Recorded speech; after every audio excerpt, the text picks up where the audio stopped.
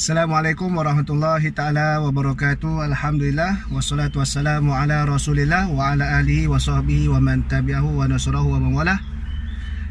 Sedang penonton yang dirahmati oleh Allah, insya-Allah kita sambung lagi siri yang kedua, kuliah khas bersempena dengan hari yang kedua dalam tempoh Perintah Kawalan Pergerakan.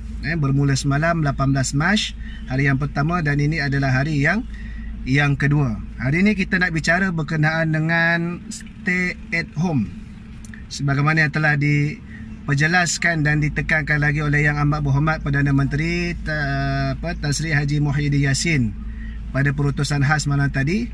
Kerana Perintah Kawalan Pergerakan pada hari pertama tadi, ada masih lagi mereka yang tak dapat nak memahami sehingga menjadi kalut, sehingga bersesak-sesak berkumpul di suatu tempat. Walhal Perintah Kawalan Pergerakan tersebut adalah untuk nak mengurangkan penularan wabak COVID-19 ini dengan tiadanya sebarang himpunan tadi. Baik, bila kita sebut stay at home, duduk di rumah, tak keluar, jangan kita keluar melainkan perkara mustahak saja, dan dalam masa yang sama menjaga keselamatan, kebersihan dan daripada sebarang penyakit. Yang mana kita kena ingat bahawasanya ini adalah satu bentuk pencegahan, dan disebutkan al-wiqayatu khairum minal ilaj, mencegah lebih baik daripada berubat. Ini adalah usaha kita yang kita mengambil kesemua sebab-sebab sebagai seorang manusia untuk kita ikhtiar, dan wajib untuk kita berikhtiar tadi tu. Islam tidak mengajar umat dia dalam keadaan retorik atau dalam keadaan fantasi. Tapi Islam mengajar umat dia tadi tu bersikap dengan keyakinan yang teguh kepada Allah, dalam masa yang sama praktikal kehidupan tadi tu dalam keadaan yang realistik. Sebab itu kita boleh tengok di waktu berlaku peperangan sekalipun, tentera Islam tetap memakai baju besi perang. Kerana apa? Walaupun niat mencari syahid. Walaupun niat mencari syahid untuk mati, tapi tetap memakai baju besi, membawa pelindung, membawa senjata dalam nak berperang. Kalau retorik, cukuplah berada di medan perang, tak payah pakai baju besi, cukup dibunuh musuh. Tapi tak, itu bukan cara dalam Islam. Begitu juga waktu ditimpa sakit, umat Islam tetap berusaha mencari ubat dan kesembuhan, sekalipun orang mukmin rindukan untuk bertemu dengan Rabbul Jalil Allah dan tidak sabar masuk syurga. Maka mesti melalui proses mati, tapi disuruhnya untuk kita berubat. Dan begitu jugalah di waktu lapar, umat Islam berusaha bekerja mencari nafkah, rezeki, sumber pendapatan, sekalipun hati tetap berpaut dan bergantung harap dengan doa yang dipohon kepada Allah yang bersifat dengan sifat Ar-Razzaq, Maha Pemberi rezeki, dan juga dengan sifat Al-Wahhab yang Maha Pemberi akan suatu pemberian. Maka inilah sikap kita tadi itu dalam stay at home. Bukanlah bermaksud kita tak percaya kepada Allah, bukan bermaksud kita lari daripada ketentuan Allah, tapi inilah sikap kita yang menunjukkan kita percaya dan kita bergantung harap kepada Allah Subhanahu wa taala.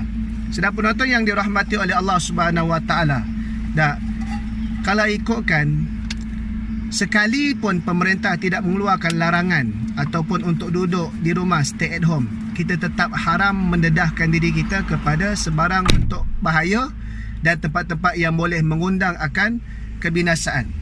Kerana Allah Subhanahu wa taala berfirman dalam surah Al-Baqarah ayat 195, wala tulqu biaidikum ila tahlukah wa ahsinu innallaha yuhibbul muhsinin. Jangan kamu sengaja campakkan diri kamu ke lembah bahaya kebinasaan.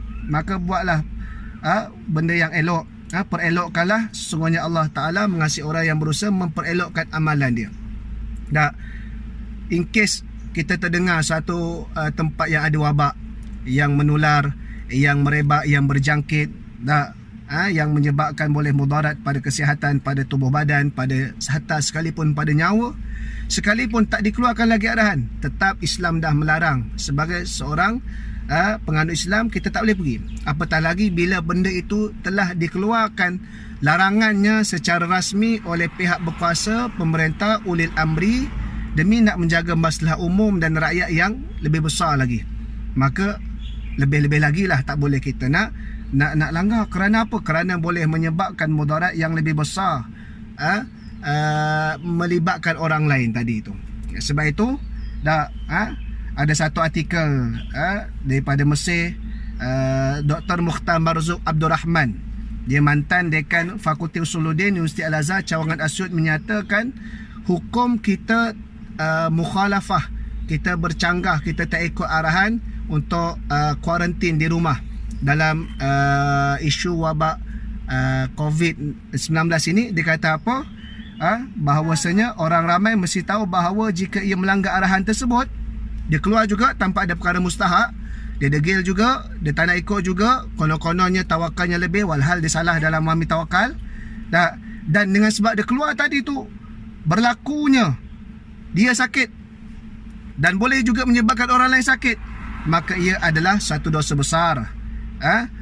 Dosa besar pada hari kiamat. Kerana apa? Kerana dia telah memudaratkan diri dia, pertama. Yang kedua, dia memudaratkan lagi orang lain. Kedua, yang ketiga, dia telah bercanggah dengan arahan daripada pemerintah yang tidak bercanggah dengan syariat yang wajib diikuti untuk maslahat orang ramai tersebut. Sebab itulah dalam situasi sekarang ini, kita minta semua stay at home, duduk di rumah, jangan keluar melainkan ada perkara mustahak. Kita pun sebagai rakyat Malaysia, orang ramai, kita sama-sama kempen, beri kesedaran, kita lancarkan kempen tanda pagar hashtag stay at home supaya mendapat maklumat ini kepada semua pihak, dan kita nak menjaga supaya penularan COVID-19 ini tidak lagi tersebar secara meluas, tapi dapat dicegah dan diputuskan rantaian sebaran wabak tadi itu sedikit demi sedikit, mudah-mudahan. Dan ingatlah Nabi SAW kata apa? Kita kena jadi orang yang baik, beri manfaat pada orang. Jangan kita jadi orang yang memberikan mudarat pada orang. Orang yang baik adalah orang yang memberikan manfaat kepada orang lain dan dia tidak memberikan mudarat pada orang lain. Antara hadis Nabi SAW, khairun nas anfa'uhum bin nas, sebaik-baik manusia adalah orang yang paling bermanfaat kepada manusia yang lain. Jadi dengan kita tidak menjadi penyebab kepada penularan wabak tersebut yang boleh berjangkit dan dijangkiti, maka ini adalah satu sikap kita duduk di rumah mencegah. Ini adalah sikap memberi manfaat kepada orang ramai, memberi manfaat kepada petugas-petugas perubatan, kesihatan dalam menjalankan tugas dia dengan tidak menambahkan beban lagi, dan juga kita mengurangkan risiko daripada orang yang tak bersalah, orang awam yang tidak ada dosa, tapi dengan sebab kita punya kalau kedegilan atau keingkaran tadi itu dengan sengaja, maka boleh merisikokan mereka pula. Dan Nabi SAW pun ada dalam satu hadis yang mana Abu Hurairah radhiyallahu taala anhu meriwayatkan bahawa anna Rasulullah sallallahu alaihi wasallam waqafa ala unasin julusin faqala ala ukhbirukum bi khairikum min syarrikum. Sesungguhnya Rasulullah sallallahu alaihi wasallam berdiri di hadapan beberapa orang. Lalu baginda sallallahu alaihi wasallam bersabda yang bermaksud, maukah kalian aku beritahu sebaik-baik dan seburuk-buruk orang dari kalian? Dan kemudian mereka pun senyap. Nabi ulang 3 kali sehingga mereka pun berkata, bala ya Rasulullah, akhbirna bi khairina min syarrina. Ya Rasulullah, ceritakanlah, beritahulah kepada kami sebaik-baik kalangan kami dan siapa seburuk-buruk kalangan kami. Maka baginda sallallahu alaihi wasallam pun menjawab, khairukum man yurja khairuhu wa yu'manu syarruhu. Sebaik-baik kalian adalah orang yang diharapkan kebaikannya, orang yang ada manfaat, orang yang beri manfaat, orang yang mendatangkan kebaikan. Dan seburuk-buruk kalian, wa yu'manu syarruhu, adalah keburukan dia terjaga. Dia tidak menyebabkan orang lain mendapat mudarat yang sama. Dia tidak menyebabkan orang lain terbeban dan menanggung risiko disebabkan dia. Dia tidak menyebabkan orang lain berada dalam keadaan masalah kerana tindak tanduk dia tadi itu yang tidak bersuluhkan dengan panduan wahyu, yang tidak berlandaskan kefahaman ilmu yang diajarkan oleh para alim ulama. Jadi untuk tazkirah khas hari yang kedua ini, sama-sama kita nak mengajak untuk kita menjayakan kempen stay at home.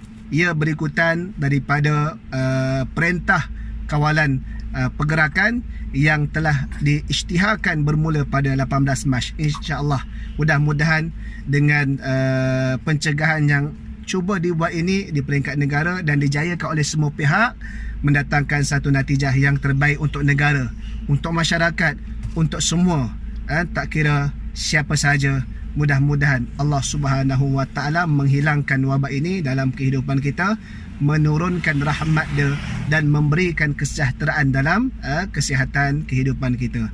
Wallahu alam. Assalamualaikum warahmatullahi taala wabarakatuh. Stay at home.